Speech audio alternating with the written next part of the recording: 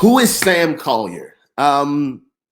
Sam is currently a pastor, a preacher, um, previously an entrepreneur, an artist, and I guess just an all around thinker, a host. I guess one of my goals in life is to leverage all of the gifts that I have to make a difference, but specifically to help people discover more of who God has created them to be and their unique gifts and talents and how that applies in life now. So that's who Sam is. Oh wow. I am now 34 and I started in ministry. My first job ever in ministry was at Ebenezer Baptist Church, the church where Dr. King pastored here on Auburn Avenue when I was around 19 or 20 years old. And I was coming fresh out of a record deal and kind of turning the corner from music full time to ministry. I used to do some writing for NDRE and some other artists and had a few record deals myself. And I guess out of that ministry, that just kind of led to so many more opportunities within ministry. And really, the journey to kind of becoming a lead pastor was the journey of being licensed and ordained as a minister of the gospel, and then also ordained as a reverend, aka a pastor, and helping and serving so many different churches for years and years and years, at least 10 plus, on the consulting end, on the artist end, in terms of music, on the preaching end, on the strategy end, on the building and organization end. And that kind of led me, even teaching, that led me up into a moment of culmination in which I planted my first church, which was Hillsong Atlanta, as some of you may know. And then, but was supposed to be Story Church first, and it was going to be a partner of Hillsong. But after they invited us into the world and we accepted, obviously we went through some things at that organization. And then we transitioned out and returned back to who we were always going to be, which is Story Church now. So how long have I been a lead pastor? Probably for about 2 good years. 2 good years. But I've been in ministry in senior executive roles for about 10. Oh man, some of my responsibilities as a lead pastor vary. It's such a big question because depending on what season your organization is in, you can jump in between so many different roles. But I would say probably the primary function of a lead pastor that every lead pastor I think is doing, or at least should be doing, is preaching, teaching, encouraging, building your staff and leaders, and honestly, the overall management of the organization from a vision and growth perspective. So there is a heavy CEO component. I will always say the lead pastor is the CEO at the same time. In many instances, you have executive pastors that also function as kind of a CEO, but really more of a COO. But the lead pastor is really that lead visionary, that lead growth, that driver. Here's where we're going. Here's why we're going there. Here's what we're supposed to do. And then you have a team around you that helps to execute that, but also helps to manage a lot of those areas in which you are weak, because not every lead pastor is a great businessman, or should actually should lead their organization from a staff perspective. Sometimes you need executive leaders to step in and come alongside so that the leader can focus on the preaching and the teaching and the overall vision and the growth of the organization financially, as well as from a visioneering perspective. Wow. What encouraged me to start Story Church? Well, I'll be honest, I did not want to start a church at all. Every year I probably for the last 8 years, I was offered to plant a church or to take over a church, but really was settled into what I was doing. Me and my wife. Some of you may know my wife, Tony Collier. She travels, she speaks. But before she traveled and spoke, I traveled and spoke. And then we got together and she began to travel and speak. That's one of the reasons we actually got together. It was in her inquiring about what does it mean to travel and speak. And so there, I think at the height um, of that journey before pastoring, we both were traveling and speaking at the same time. We were going two different directions. And sometimes we would cross pollinate, but we were loving it.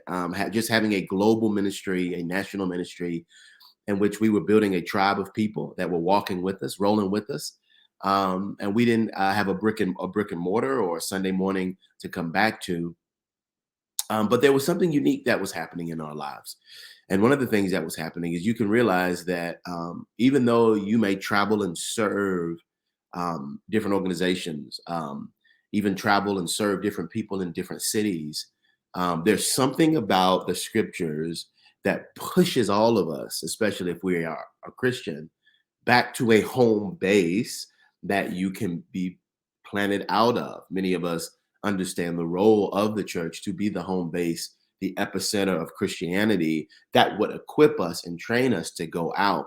Well, we looked around and we were in some great churches and had some great homes, but we started evolving because of just the uniqueness of who we are in terms of being African American, Black in America, but also having a multicultural call and love for all people and ministry for all people, but then had a little bit of that Black church energy with the predominantly white church right system, strategy, and intentionality around approach. And we looked up, especially in the city of Atlanta, and it was very difficult to find a multi-ethnic movement that represented who we were, that we could plug in as a home base.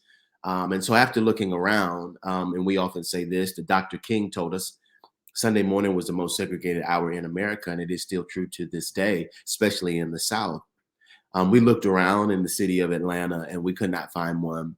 And ultimately, after exhausting everything that we could in order to find one and trying to talk to different lead pastors about maybe joining their movement, we decided, you know what, if we can't find it, we should probably build it ourselves. At the time, I also had a ministry, and still have it, called A Greater Story Ministries. And it's the idea that when your story connects to God's story, it leads to a greater story. And so I spent most of my time traveling around telling people about that greater story. One, my own personal story of God taking a mess and turning it into a miracle, but also saying to others that God can take your mess, amen, and turn it into a miracle. When your story connects to God's story, it leads to a greater story. And therefore, it was just fitting that we would call the church Story Church to continue in that same ministry fashion. So there it is. Yes, I love that. If I had the book, I would hold it up. Boom. A greater story and the podcast. They are interconnected. The book actually was in creation first. And then the book inspired the podcast to lead up to the book. Every publisher says, before putting out a book, you got to build an audience. And so for us, and so for me, it was, man, how do I build an audience curated around story to now push this book? And the podcast was born. The book is based on me reuniting with my biological family for the first time after 25 years on the Steve Harvey Show. It is a miracle story. It's often why we talk about a greater story representing God taking a mess and turning it into a miracle. But the book chronicles my life in terms of how that mess actually became a miracle, because we always hear that, right? That God can do that your story can be rewritten, that things can change and shift and evolve. But we often don't get into the details of how that changes, evolves, so on and so forth. And so in the book, we walk you through steps to how to actually get there. And all of my journey from, I don't want to say rags to riches, but from mess to miracle. So for us, leading up to that story, we wanted to tell a lot of stories to help from those individuals that, as believers and as Christians and as a faith community that we love so much and we respect. So we interview people like Lecrae and Michael Todd, Pastor Mike Todd, and people like Andy Stanley and Bob Goff and Lisa Turkhurst. They've all been on the show. And the goal was to say, hey, take me from little Lisa, take me from little Andy, take me from little Mike, from little Lecrae up to where you are today. And so the show and the book is all about helping people connect the dots as we view into someone else's story about how they connected the dots. Because I mean, I think we all would agree when we are going through life, it's very difficult to see where the dots connect. Where's the maze, right? It feels like we're in a maze. How do I get out of the maze? How does this connect to this?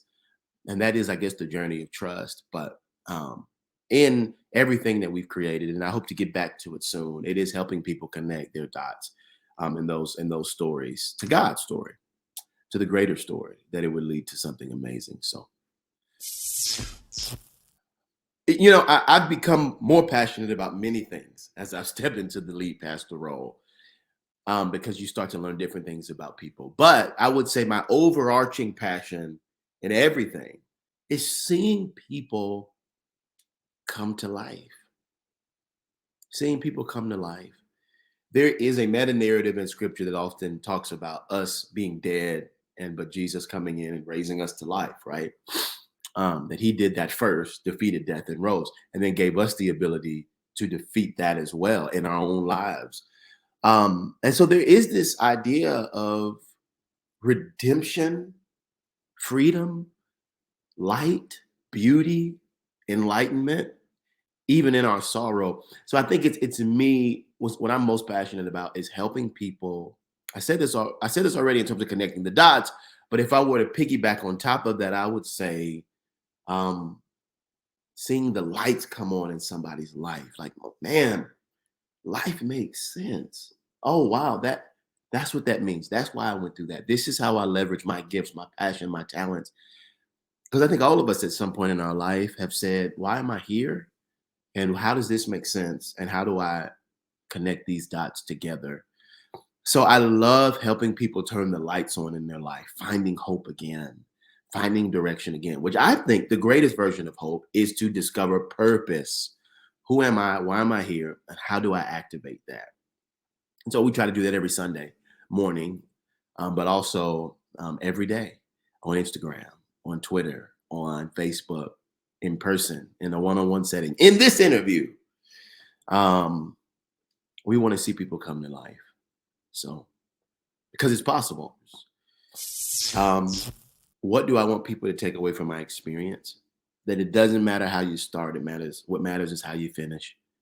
It doesn't matter what cards you have been dealt. It's all about how you play your hand. And we can see that in the lives of so many.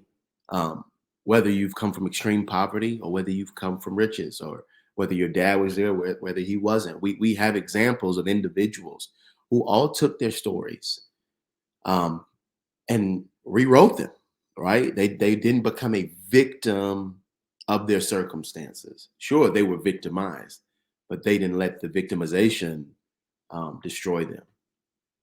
And so that's what I would say to anyone out there. Like, there's more in you than you think.